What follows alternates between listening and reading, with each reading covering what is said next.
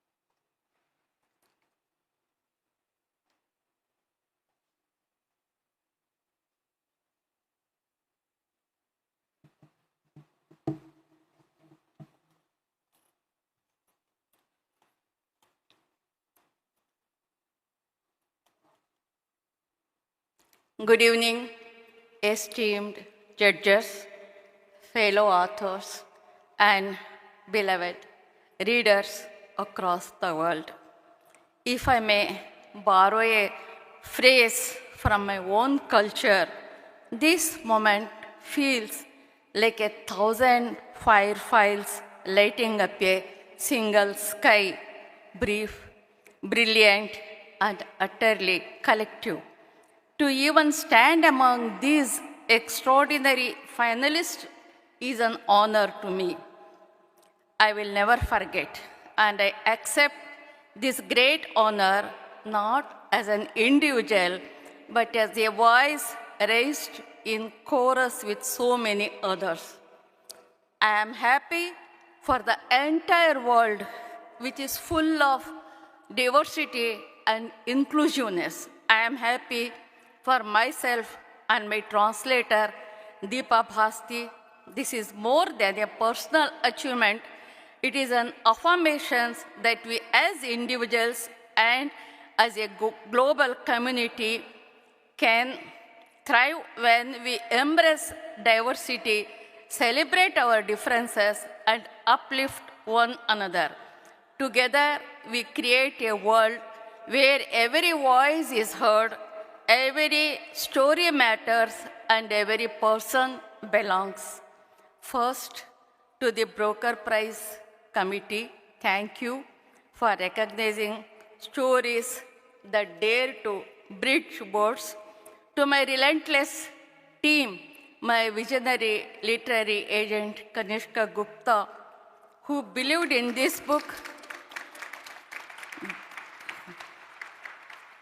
before it had a heartbeat, my translator, Deepa Bhasti, who turned my words into bridges, and my publishers, especially Penguin Random House and to other stories, Tara and Stefan, as sailing across languages and borders. This is your victory too, and my family, friends, and readers, you are the soil where my stories grow.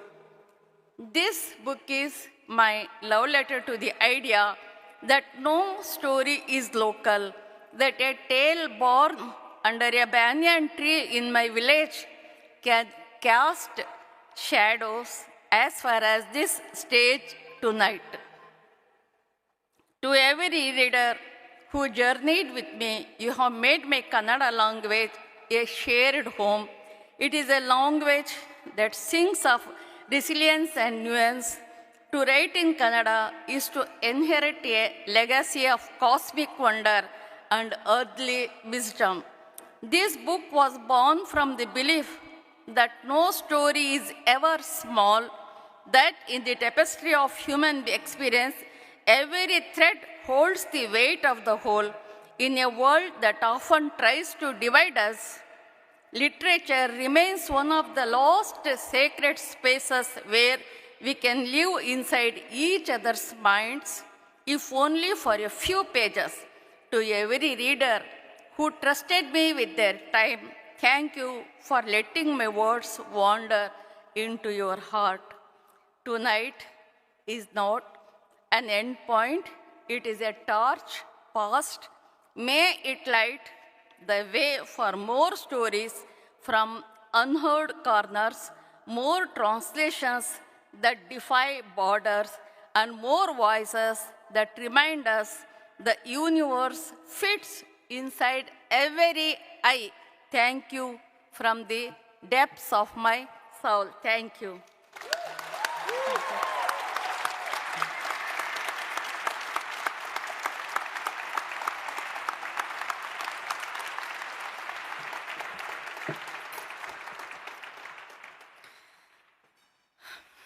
Eldrigu Namaskara. Hello, everyone. I'm not sure what just happened. I did not want to jinx our chances of winning by writing a speech, but then I knew if Heartlamp was called, I would very likely freeze on stage and have the stage fright that I've never had in my life and make an utter fool of myself. So I dared to make some notes, and it's also why I'm reading from my phone instead of from a nice piece of elegant paper. Notes titled just in case. The story of the world, if you really think about it, is a history of erasures. It is characterized by the effacement of women's triumphs and the furtive rubbing away of collective memory of how women and those on the many margins of this world live and love.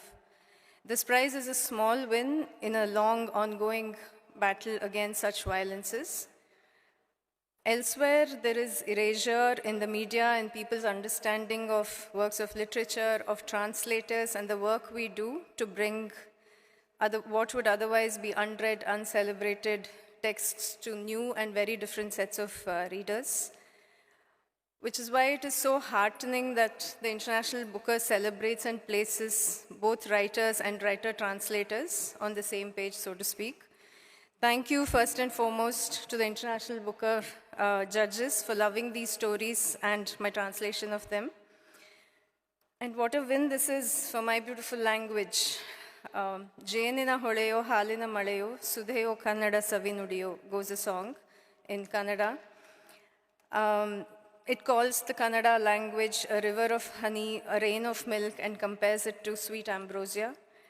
Kannada is one of the oldest languages on earth, and I'm ecstatic that this will hopefully lead to a greater interest in reading and writing and translating more and from the language. and by extension from and into the magical languages we have in South Asia. Thank you to my incredible editor, Tara Tobler, for sprinkling gold dust over my work. Thank you to the dream team at And Other Stories, to Stefan, to Michael, and the others, as also to the wonderful people back home at Penguin Random House India, to Mautushi, Millie, and the others. Thank you to my wonderful, wonderful agent, Kanishka Gupta, for absolutely everything. I think the last few months would have been unmanageable without you. To Priya, Matthew, and Farali, friends, old and new, to Sharanya, thank you for the grace, thank you for the sisterhood. Thank you to my parents, Sudha and Prakash, who don't always understand what I do and or why I do what I do, but they cheer me on nonetheless. And most importantly, my husband Nan, the greatest love of my life. I miss you. I so wish he was here tonight. Thank you so much. I don't know what I would have done without you. Thank you, everyone.